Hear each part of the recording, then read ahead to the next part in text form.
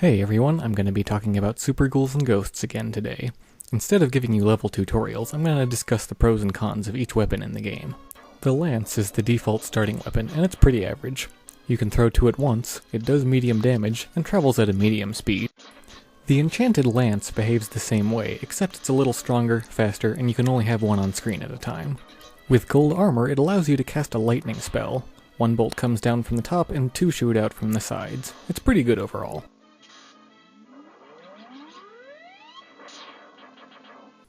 The crossbow shoots two arrows at once, both angled upwards. It's a bit awkward, but it has its uses in some areas. The enchanted crossbow fires 3 homing fireballs, but I recommend against this weapon. The homing quality isn't very good, and fireballs often get stuck circling enemies and not hitting. Also, you can't fire another burst until all 3 shots are off screen, and this can leave you vulnerable. The spell for the arrows is kind of cool. It reveals any chests on screen without you needing to do the normal motions to make them appear. I've said it before and I'll say it again, the dagger is the best weapon in the game.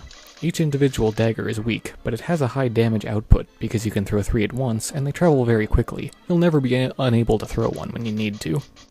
The enchanted dagger starts out looking normal and then turns into some type of laser. It's stronger than normal and will penetrate multiple enemies as well as some terrain types. The spell summons a flaming dragon which snakes across the screen, damaging anything it touches. The torch is one of the stronger weapons in the game, but it is hard to use. After arcing a short distance, it will send up columns of flame. The enchanted version is similar, but stronger, and with larger flames. The spell causes 3 orbs to circle around Arthur, which will damage enemies. It won't protect you if you walk into hazards, so you're not invincible. The scythe is a lot like the lance, except if you use it while crouching, it will skim along the ground, following any contours. You can still only have one out at a time, so its use is limited. The enchanted version is a little stronger, but otherwise there's no difference. What the scythe does have going for it is a great tornado spell that will hit practically everything on screen, sometimes multiple times. This is the axe. It's kinda strong, but very hard to use. Its strange looping path will often miss smaller enemies, and it makes it travel very slowly across the screen. On top of that, you can only throw one at a time. The enchanted axe gets worse. Did you see that? Take a look. The path takes it up and then forwards. Never use this, especially in tight spaces. The spell seems cool in theory, sending out 8 shots in all directions, but in practice it's not always useful. The shots can spread out and miss targets and don't do a lot of damage. There's another weapon, the Tri-Blade, that doesn't appear until the 5th stage, but you need to avoid this as well.